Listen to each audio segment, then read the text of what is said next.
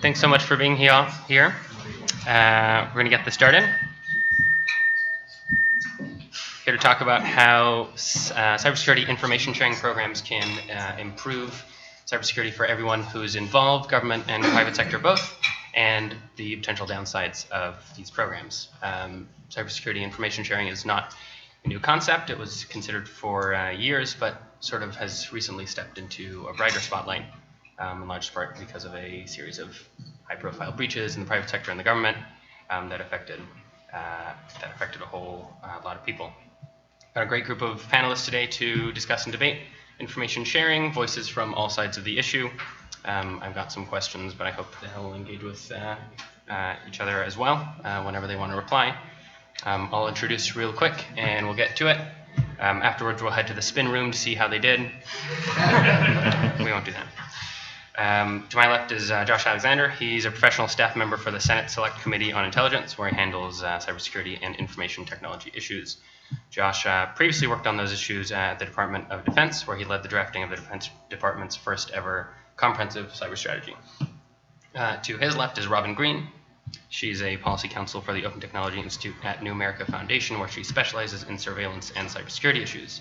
She helps research and develop policies to protect individuals' privacy, secure the internet, and fuel the development of and access to emerging technologies. We have Bijan Mathani. He's the Public Policy and Regulatory Counsel at the Computer and Communications Industry Association. He concentrates primarily on privacy and surveillance policies, cybersecurity, and internet governance issues relating to free expression and open networks. Bijan previously worked on these issues as a law clerk with Senator Dianne Feinstein's Judiciary Committee Office, PBS, and the Department of Justice. To his left is Jeff Ratner. He's currently Director for Legislative Affairs and Cybersecurity Policy at the White House National Security Council staff. Prior to working on the NSC, Jeff was the Deputy Chief of Staff of the National Protection and Programs Directorate at the Department of Homeland Security and Counsel and Senior Advisor for Cybersecurity to the Senate Homeland Security Committee Chairman, Joe Lieberman. Finally, we've got Daniel Kahn-Gilmore. He's a Technology Fellow on ACLU's Speech, Privacy, and Technology Project. Daniel participates in the development of Internet protocols for secure communications with the Internet Engineering Task Force. He has served on the leadership committee of May 1st People Link, a mutual aid organization for social justice advocates, and has led discussions on cryptography and data sovereignty issues at conferences from Banja Luka to Hong Kong. Thanks all for being here. Looking forward to our discussion. First question is for Josh, and it's about why we need information sharing legislation. Supporters of bills like the Cybersecurity Information Sharing Act, or CISA, which originated in your committee, invariably point toward an upward trend in cyber attacks and data breaches to show why we need information sharing between the private sector and the government. Can you tell us briefly, sorry guys, what information sharing is and whether it could prevent a massive data breach like the ones at the OPM earlier this year? Sure, thank you for the question. Apparently I'm emitting radiation. Yeah. Sensitive mic. Thank you very much for having me. Looking forward to being on this panel.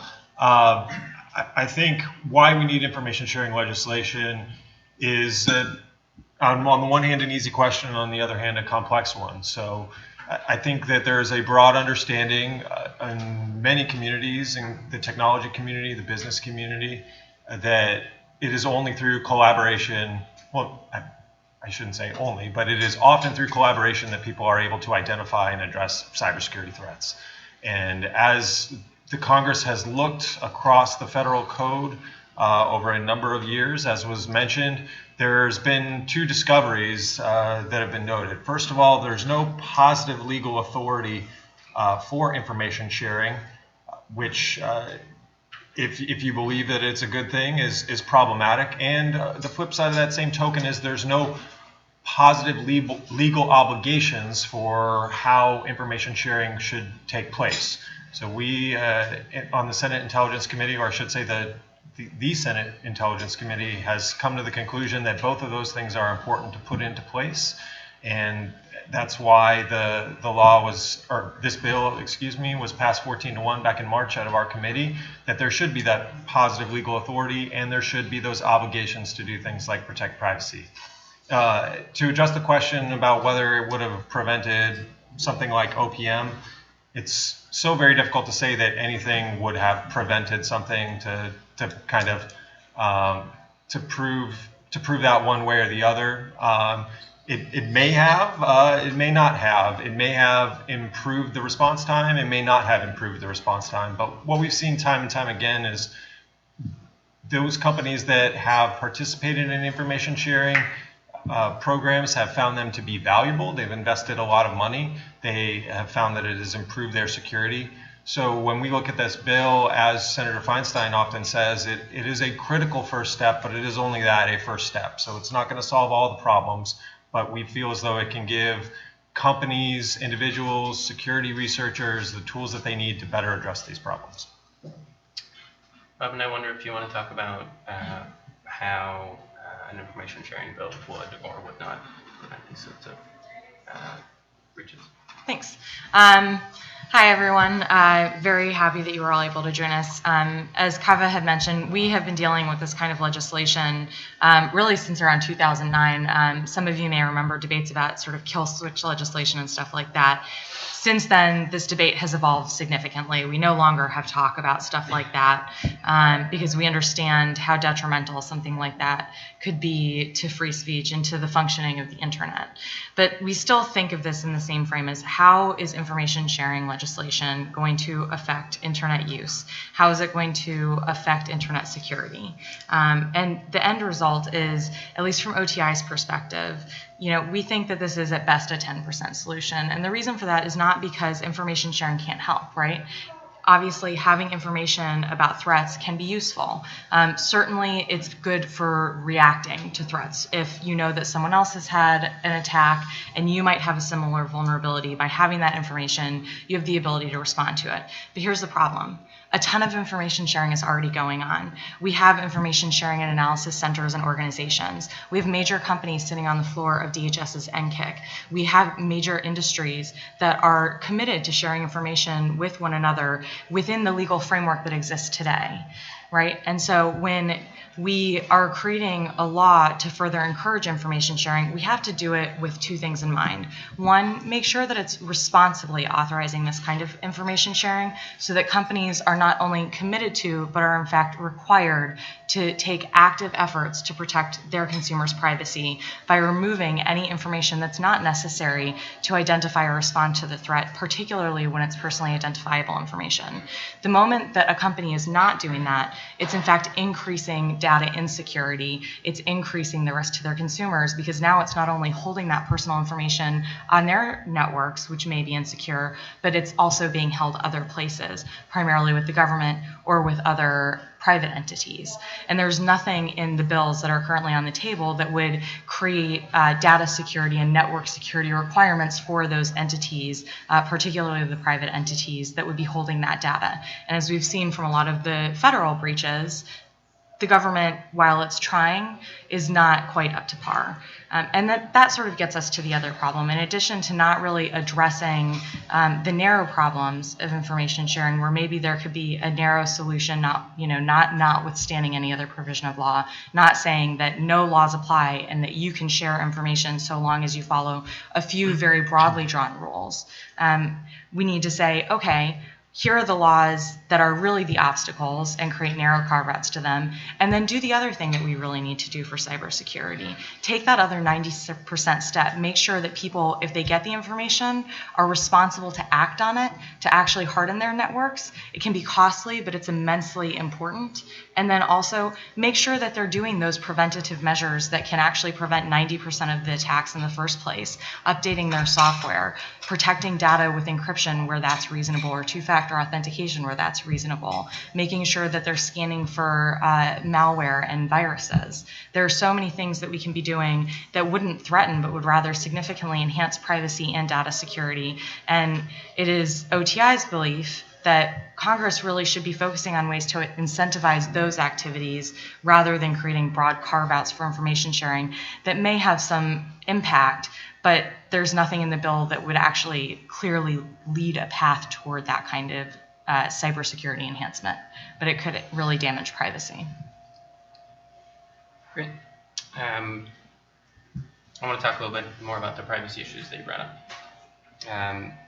his co-sponsors, Senators Richard Burr and Dianne Feinstein, have said they've done pretty much everything they can to address the privacy issues in their bill.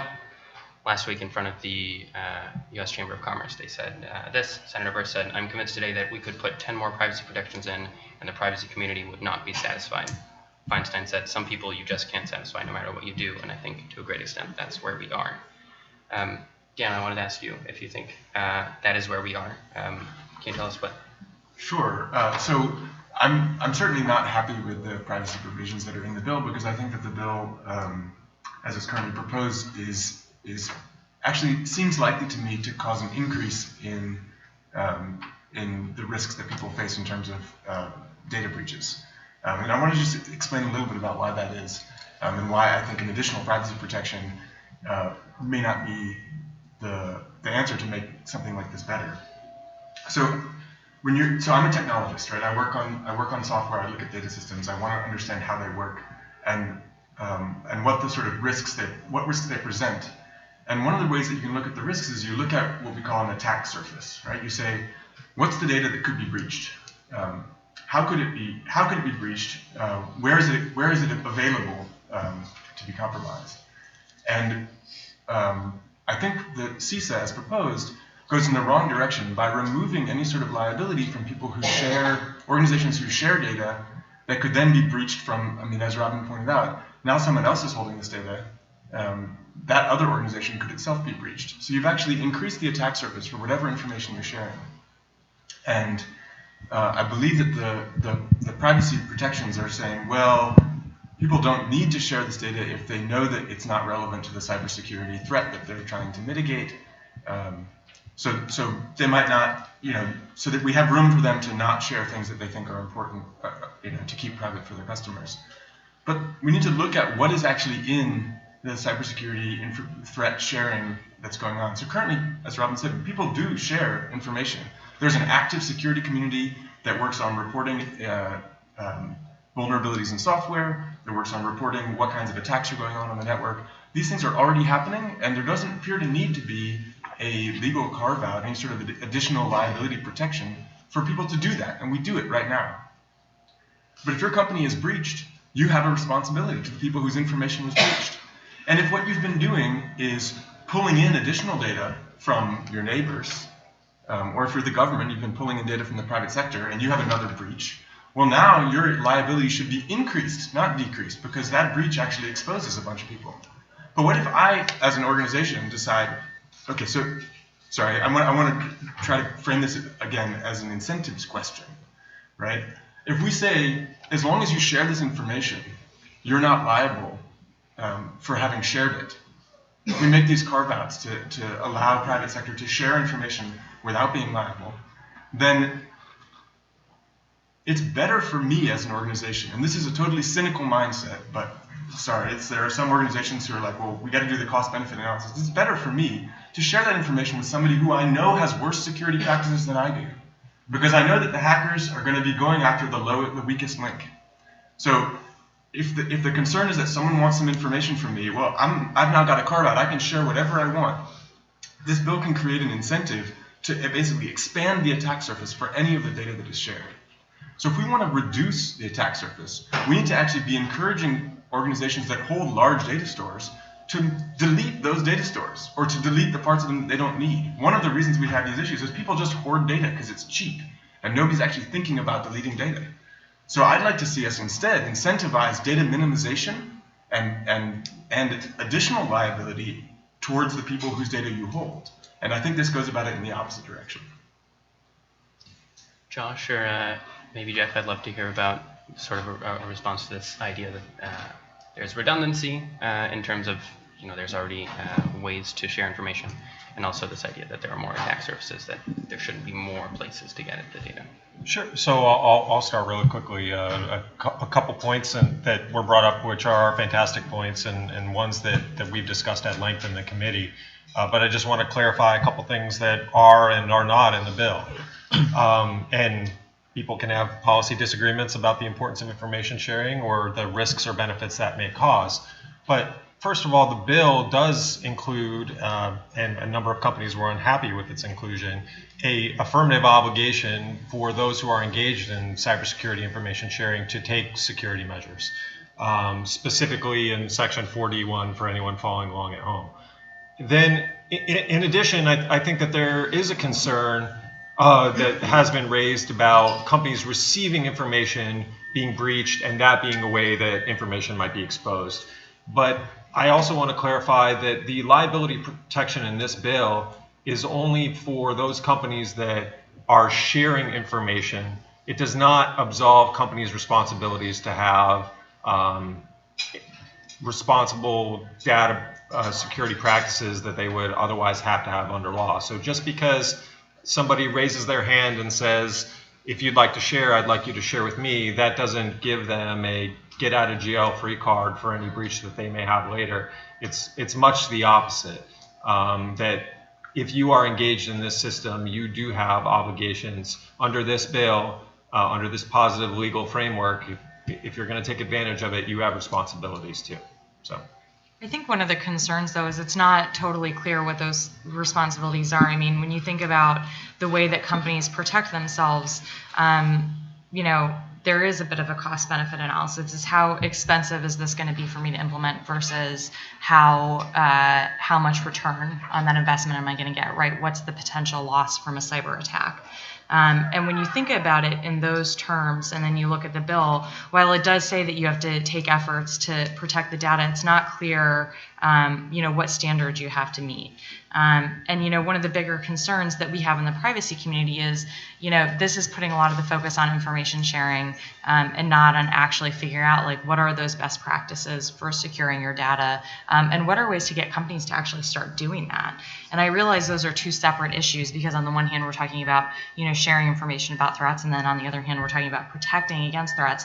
But the overarching goal is enhanced cybersecurity. And I think that, when you address the digital hygiene issue, you get much more at that goal. If we can figure out a way, for example, to amend the Computer Fraud and Abuse Act to incentivize and protect security researchers rather than make them, frankly, feel threatened and have their activities chilled because they may be in violation of the Computer Fraud and Abuse Act, you would do more to enhance valuable threat data sharing than you would by creating large carve-outs for companies to share lots of data on any perceived threats. And so this sort of also gets to some of our concerns with the bill when it comes to the breadth of the framework and then also the privacy protections. I'm glad that you mentioned Chairman Burr and Ranking Member Feinstein's comments about the privacy community because, this is one of the things that no community as large as ours is always going to feel the same about every issue. And so to that end, I can only speak for OTI and myself. But I know I've worked with a lot of groups, and there are some groups who maybe they won't ever agree with information sharing because they think in principle it's not the right way to go. But there are ways to make the bill better. There are ways to make the bill more privacy protective. And this isn't something that would lead OTI, for example, to support the bill because we have concerns about the overarching framework. As I mentioned, the authorization to share, notwithstanding any other provision of law, is very concerning. But if you were to raise the requirement to strip PII to ensure that any information that's not necessary to identify or respond to a threat was removed, that would really increase the privacy protections on the front end. It would sort of lift all boats because then the concerns on the back end would be less. But as Josh mentioned, the companies don't really like that, right? It makes it much harder for them. They have to start making determinations about whether they're in compliance with that standard or not.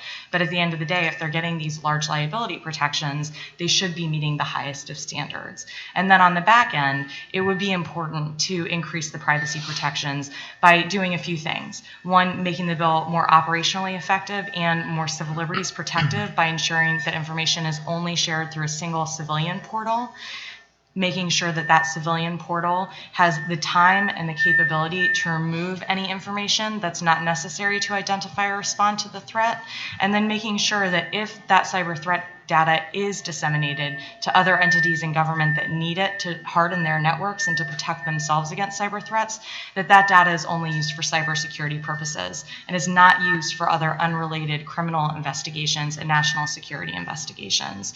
Right now, CISA doesn't offer those protections, and so it's critical that the bill be amended to ensure that if we're going to go down this path, if Congress feels that this is the necessary, critical first step, that it do so in a narrow and responsible way, and that it also, frankly, do so with the sunset, that it make sure that Congress has a forcing mechanism to come back and reassess whether this is working, reassess what the implications are for privacy and for cybersecurity, and make sure that they can either allow the law to expire or make whatever tweaks that they need to make. But one thing we know is clear: Congress generally does not go to reassess legislation unless there is a forcing mechanism. I think many in the room have been doing a lot of talking about ECPA these last few days, weeks, years. And certainly there's a good example of a piece of legislation that needs to be updated, and it's taking nearly 30 years to get that done. Maybe if there was a sunset there, we would have gotten this done sooner. And so I would urge everyone to advocate for those types of limitations and those strong protections, regardless of whether they support the bill. I just want to say one thing, and I think Dan raises an important point, and this actually goes to pieces of the two House bills that were passed. So we'll give Josh a pass for a moment. But and in those bills, there's a particularly problematic provision which immunizes companies that receive information under the sharing regime from acting on that information, which provides a really kind of perverse disincentive to and undermines the point of information sharing, really. If a company wants to go out and get as much cyber threat information as they can, but then is particularly protected from not acting on it, they have much more room to decide what's critical to their systems. Anything that may not be critical to their systems may impact customers, other vendors. Why would they share it if there's the threat of the possibility of liability for anything that may happen? And so that's a particularly troubling provision, which the administration's statement of administration policy highlighted as something that we would really need to see some improvements to before passage. But I think it speaks to one of the problems Dan was mentioning. I wanted to jump in there actually on the liability protection issue. There seems to be a little bit of conflation about liability protection for sharing of information with liability protection for data breaches. I don't think any companies are seeking, at least none of my member companies, are seeking liability protection for breaches that happen on their watch for unreasonable commercial security practices. I think the goal here, and I think a limited sort of construction of liability protection for sharing information for antitrust concerns that might rise up, or for concerns perhaps with ECPA, which actually is designed to prevent the voluntary disclosure most of the time of information. That's where the concern is. And I think, yes, as Robin said, a sort of limited construction of carve-outs might be a better path forward, at least for some of the companies that I represent, rather than the sort of issue of, are they being protected from general liability for breaches if they're negligent? I mean, I don't think anybody's looking for that. Well, so let me just clarify, because I think maybe I was the one who introduced the confusion, and I didn't mean to. Sorry for that. I don't believe that the bill does provide general protection for data breaches for individual companies, but I do believe that once you start sharing your information with other companies, you're not liable for those companies' data breaches. You actually don't know what those companies' information security standards are. Maybe they meet some low bar that's provided by the bill. Maybe they fail to meet it, and they're in contravention. But now your customers' data can be breached because of these other companies who you've already shared data with. So yes, you may, as your company, you get the carve out for sharing, but your customer's privacy is not protected. And the people who you shared the data with, they have the data breach. Are they now responsible for contacting your customers? There's a set of open questions, like if there's a data breach, who are they liable to? I think the concern. And also we currently do information sharing, right? Many large organizations do share information. They share it with the U.S. government. The U.S. government coordinates security response. There's U.S. CERT. There's a whole bunch of different programs towards providing an improved cybersecurity slate of action for companies to take.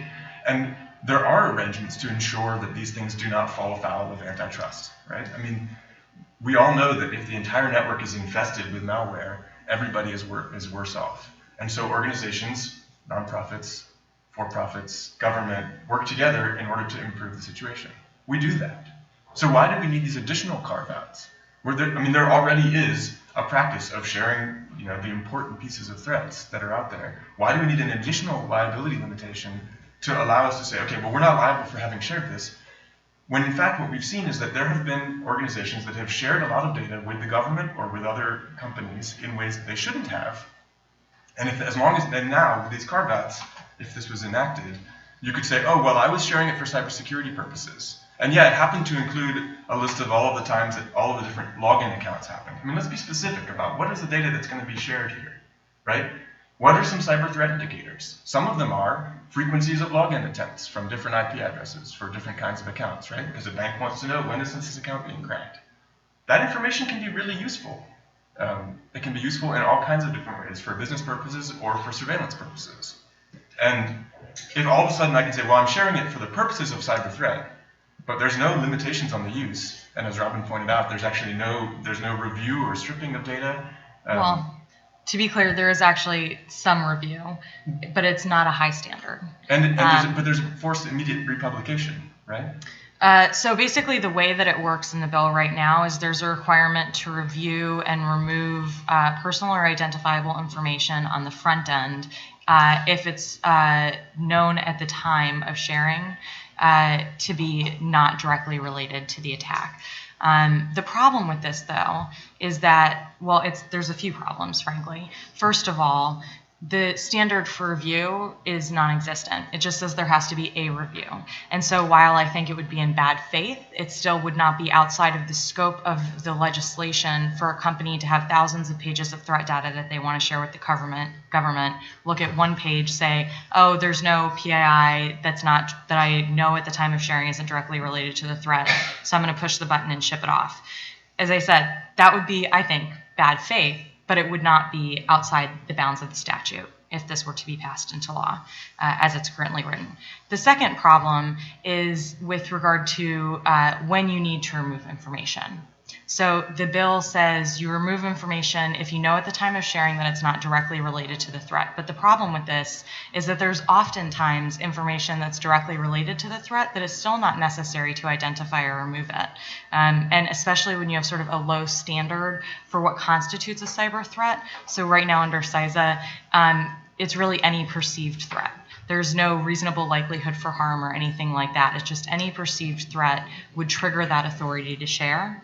And then when you think about what that means, it's sort of like if you have, for example, someone like myself who's got a great password protecting my online bank account, but I mistype it a lot. And sometimes I get locked out of my bank account as a result. That could conceivably be flagged as a potential threat, trigger the sharing authorization, and then my personally identifiable information associated with that login attempt would be authorized for sharing as it would be directly related to that perceived threat. That's the kind of thing we're trying to avoid. I don't think that companies are going to have the goal of sharing that kind of information, but the problem is they're still authorized to, and they get liability protection for that sharing. And if that happens, and it may happen because lots of people are authorized to share, it's not just highly sophisticated actors, it's anyone. When that happens, the government then receives that information and also has a low standard for removing improperly shared PII. In fact, it's not even clear that the standard is applicable because currently the way the bill is written requires automatic dissemination or requires real-time dissemination to appropriate federal entities, which include the FBI, which include the Department of Defense and thus the NSA and the Office of the Director of National Intelligence. And so there are real concerns there because there's no even requirement to have that sort of necessary delay to apply privacy procedures that would allow the removal of that improperly shared information. This is something that the privacy community has been fighting for a long time.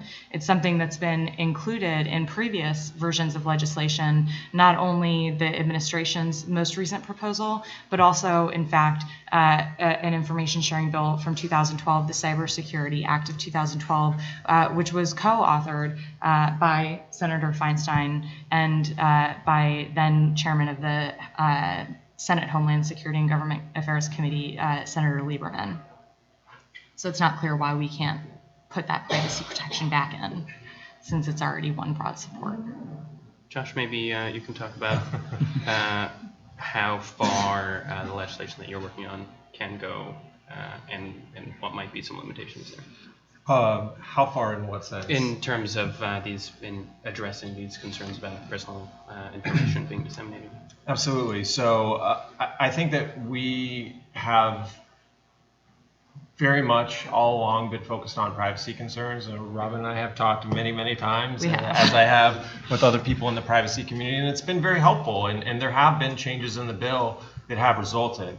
And I think Daniel and Robin bring up a number of fair points. And I think that if you do string together a number of presumptions, things could end up in a bad place. But there is this question of, are we getting to a point where we're potentially throwing the baby out with the bathwater, right? Some people are not going to be as responsible as others, but that doesn't necessarily make the whole enterprise illegitimate. So I think that if you look, for instance, at the amendments that were part of the unanimous consent agreement that the Senate passed at the end of the summer, a number of those were privacy focused. And I think it's fair to say that a number of senators are interested in privacy issues, have proposed amendments to those. Senator Burr and Senator Feinstein are very well aware of that. They have been working on a manager's package previously. One was circulated at the end of the summer that included a number of the privacy improvements that people were looking for. So from Senator Feinstein's perspective, she's always said that these are important issues. People should be interested in them. The Senate should have a right and responsibility to debate them. The ones that can pass should pass. If there's that majority of the Senate who believes that the juice is worth the squeeze, if I can mix my metaphors here, and then at the end of the day, if enough people in the Senate support this bill, then it should pass the Senate. So that the Senate is the great body of compromise, right? And I think it's fair to say that if any particular senator was writing the bill, they would write it in a different way. But after a number of years of working on this issue, and not all things are the same in 2015 as they were in 2014 as they were in 2012, but it's always trying to find where that center of the Senate is, and that's what we've been working for, because there is, in general, a sentiment in the Congress. Obviously, the House not only passed one bill on information sharing, they passed two, that the Senate would be eager to take up and do the same. Yeah, I mean, there are a lot of really great amendments out there. I would encourage people in this audience to go out and check some of them out. If you're curious about what they entail and what OTI's position on them, we've got a big list of them, and so you can just go to our website, newamerica.org/OTI, and just search for cybersecurity. But one thing I would just say is, when we think about the procedures in the Senate and things like that, I think one thing that hasn't totally been acknowledged in this legislation is that, and I almost don't like using this phrasing, but it's true, and especially in light of our first keynote speaker, I think it's apropos of this conference. We're living in a post-Snowden world. We know a lot more about what happens when the lines are fuzzy, when it's not clear what the rules are. And for that reason, things are different now than they were in 2012. The privacy community is much more vigorously advocating for clear lines about what the privacy protections are, because we understand that relevant can be interpreted to mean everyone. We don't want to find ourselves in the same position that we did on June 5th, 2013, when the privacy community's worst fears, the things that we had been saying could be the worst case scenario during every Patriot Act reauthorization came true. We don't want the same to be true for the Cybersecurity Information Sharing Act or the Protecting Cyber Networks Act. We want to be clear on what companies can do, what the government can do, and what they can't do, so that Americans understand their rights, so that companies understand their responsibilities, and so the government understands what boundaries it has to respect. Right now, none of the bills are perfect.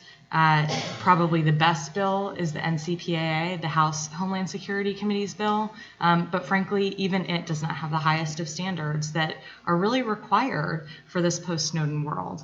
And so to the extent that we're going down the road of information sharing, we do need to look seriously at those amendments, but we also need to recognize that any of those areas where the authorities or the protections and requirements are vague, they're not necessarily going to fall in Americans' favor.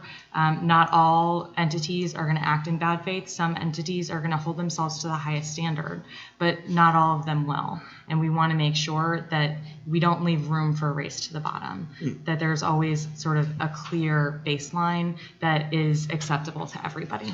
Robin, let me just step back for a minute and then kind of get to one of your points. But I mean, I think we should all remember, what we're seeing in terms of the threat is that it's expanding, it's broadening, it's becoming more diverse, and that is because more things are being hooked up to the internet every day.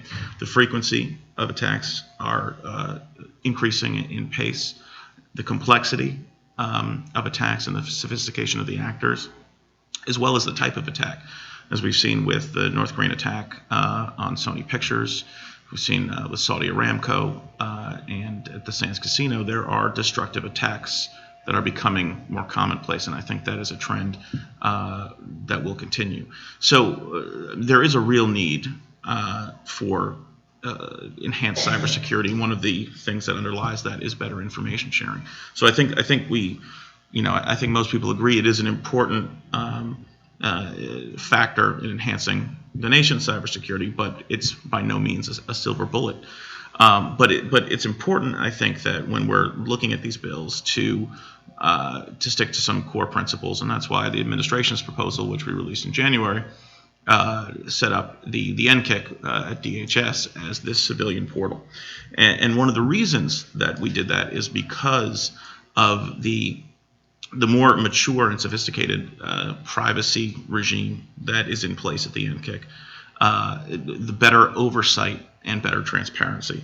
And I think that is critical. And what's critical is that in any of these bills, a large portion, and I think this gets to your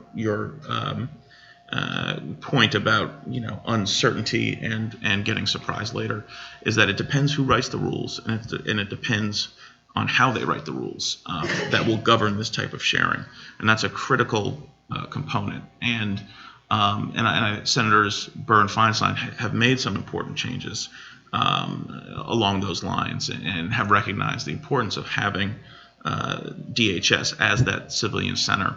But obviously there are further changes that could be made to strengthen that. But I think you raise a good point, and one of the ways to ensure that we have a better understanding of what actually these laws will allow is to build in transparency, better oversight, and more clarity about who is writing these rules and how they're doing it. I wanted to echo what Jeffrey was saying about the fact that the network is increasingly hostile. I mean, I think I absolutely do agree with that. As more devices come online, there are lots of different ways that information can be leaked. There's lots of additional threats that we may or may not know how to defend against. So I agree that we need to do additional work to improve the information security of systems for America, for the entire world. However, I don't think that this information sharing approach is the place that we need to be investing our energy, right? I mean, so one of the simple things people can do to be more secure on the network is update your software. Well, who has the largest deployment of Windows XP machines? I mean, we have specific things that we can do, that we can spend government energy and resources to make sure that there are better information security practices throughout a country and beyond. And the idea that suddenly turning around and sharing more information to detect these threats, when we know that there are concrete things that we can do that we have not done, seems like a mistake to me. We know that keeping your software up to date is important. We know that strong cryptography is important for information security. Who are some of the people who've actually caused trouble for strong cryptography, right? The FBI is pushing to weaken crypto. The NSA has seeded bad cryptographic algorithms into international standards. These are things that move against the cybersecurity goal, right? If your goal is information security, let's not say, well, let's just spread the information that we think might actually be vulnerable around to more parties and increase the attack surface. Let's go ahead and do the baseline things that we know how to do already that we're not doing. We do have information sharing right now. There is information sharing, and it works, it's useful. I mean, as a software developer, I receive reports about vulnerabilities in software that I'm either responsible for or I might be helping to distribute to other people. And I act on those reports, and I update that software and make sure that it gets out to other users.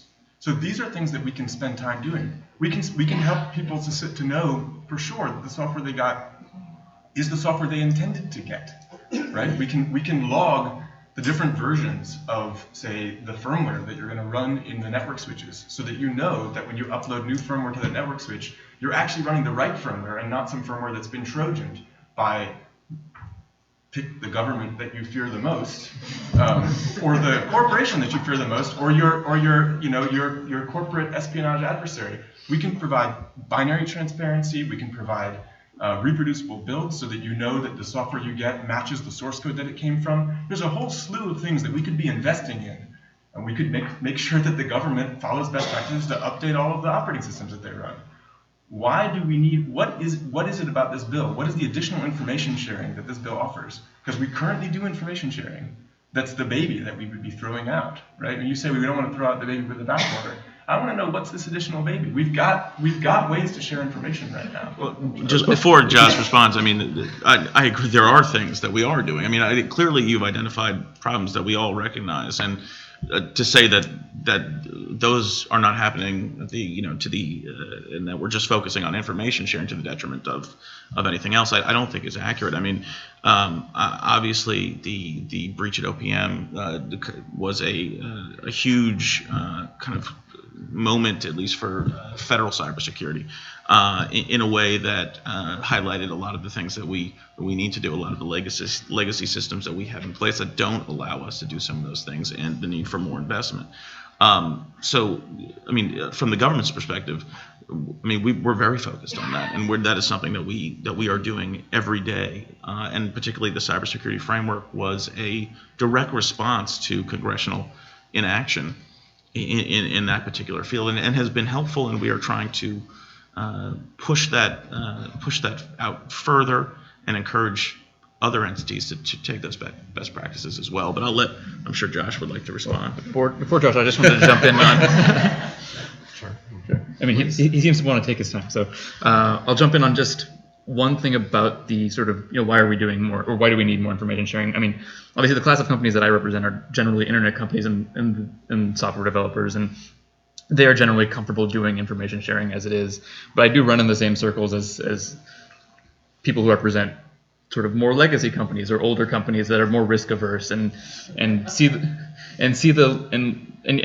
this in particular, I guess, I think with the retail industry. They just implemented a retail ISAC in March of this year. They have historically been less comfortable with information sharing because they are more hyper aware, I think, of the way that legal frameworks constrain them. And so I don't necessarily agree with their perspective on the way that they feel constrained, perhaps, but that is some of the class of companies, I think, that see the need for more information sharing. There's irony in that, though, because, the retail industry is one of the best examples of an industry that is very slow to adopt the newer security techniques. I don't think that we should be rewarding those industries with a get out of jail free card of like, here, liability free information sharing. We should be finding ways to make it very clear that they need to be responsible for not waiting, for example, for the Department of Commerce to force them to update to chip and pin, but rather find ways to secure their networks, to secure their transactions, and to make sure that they are being affirmatively responsible and proactive about their cybersecurity and their customer cybersecurity. I don't think information sharing legislation gets us there, and I worry that we've got an industry that is already reticent to make those changes, to make those investments. And by passing information sharing, we allow them to sit back on their heels even more, rather than to sort of lean in and try to really find the best solutions for their networks and for their customers. So apparently I want to respond. I'll go ahead and do that now. So a couple points.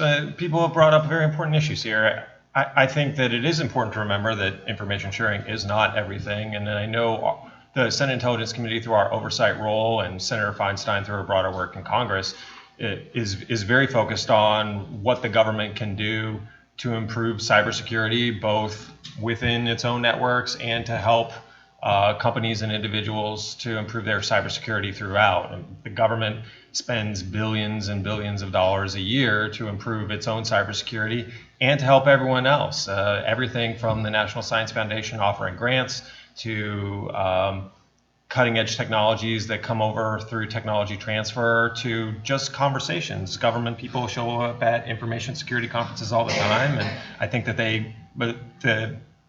in general, people feel as though they contribute, and they do so in an open way, and that's something that we want to encourage. So as far as information sharing goes, just because it doesn't solve everything, and just because it doesn't come out with any risks of potential bad behavior and the like, doesn't make it, from our committee's perspective, a worthless endeavor. It's an important thing. Again, it is certainly not the only thing.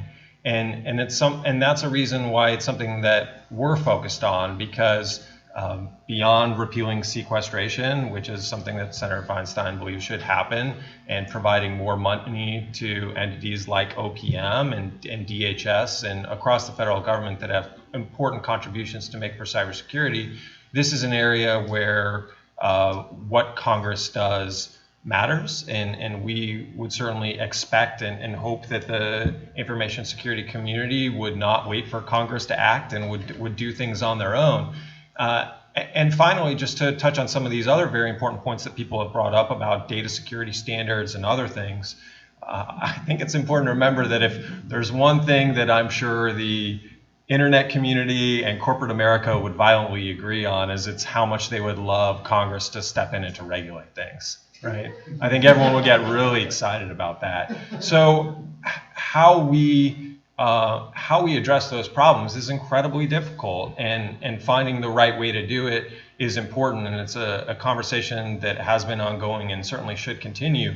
But that is a different conversation than information sharing. It is a cybersecurity conversation, but it is not the same thing. Patching systems is not the same thing as sharing what malicious IP addresses are.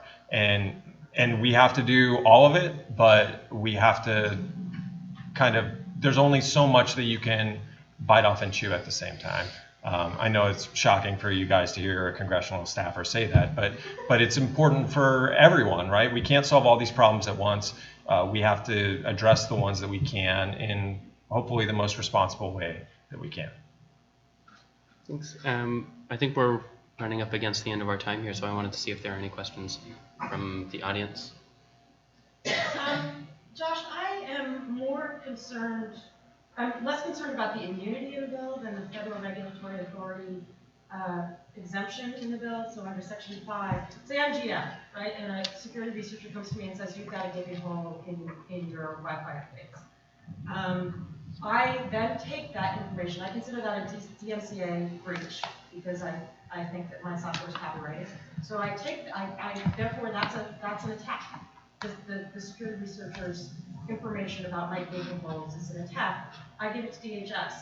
Under this bill, once I've given that information to DHS, the federal government cannot use that information to initiate regulatory action. So NHTSA cannot require a recall, the FTC cannot sue. How much, and I've asked a ton of lawyers about this, and none of them can answer whether that in fact would be the case. If I'm a corporation, why don't I do that? Why don't I preemptively share to make sure that the government can't do anything to punish me for being sloppy?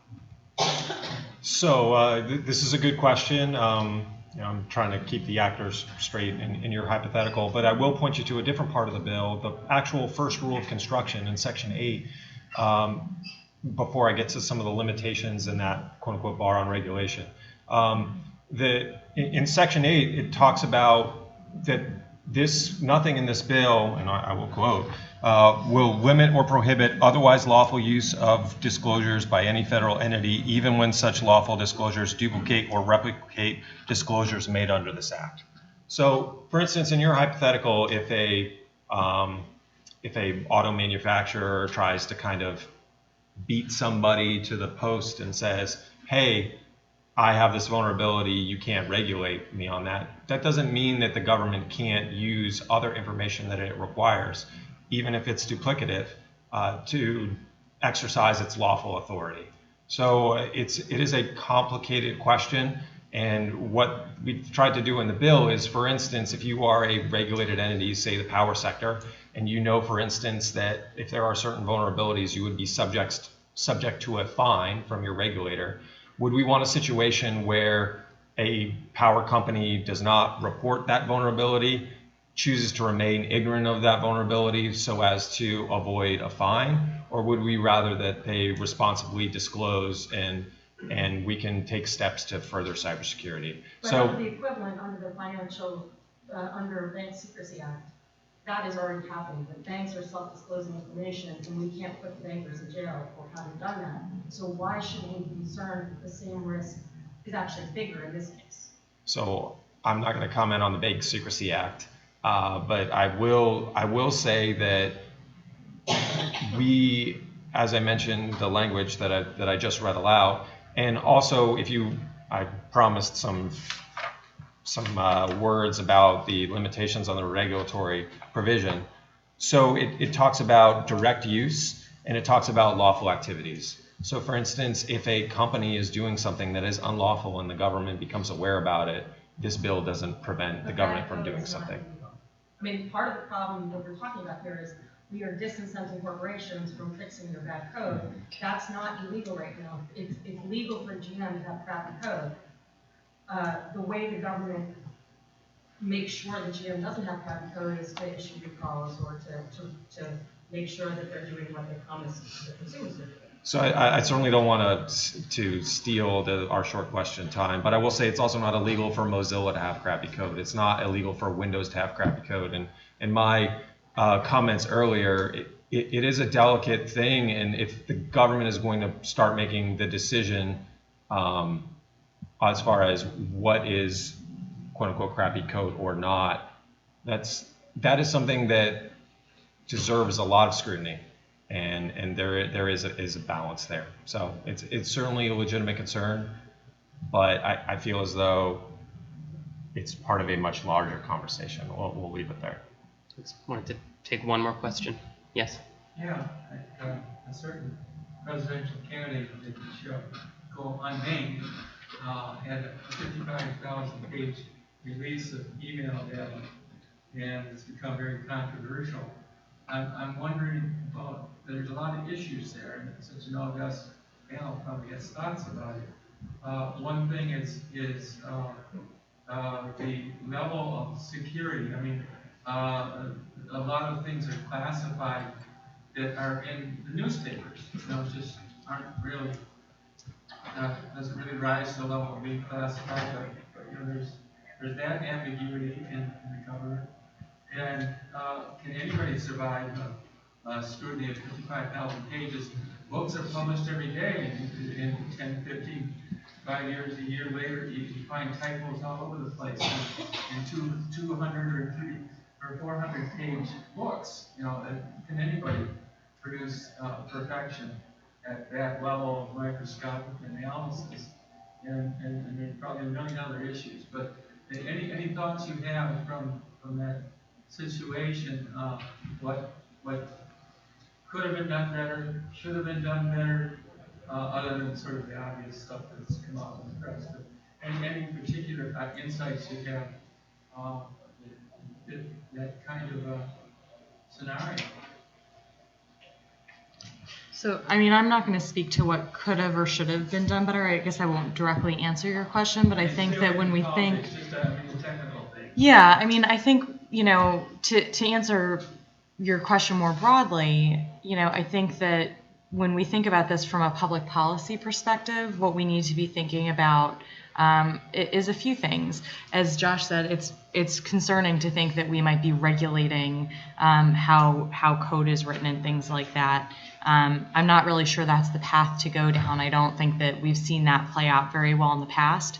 But what Congress is well positioned to be doing is finding ways to incentivize businesses, individuals, schools, et cetera, to do a better job with network security and to create a framework that's able to evolve perhaps through a multi-stakeholder process, similar to the one that built the NIST cybersecurity information sharing framework.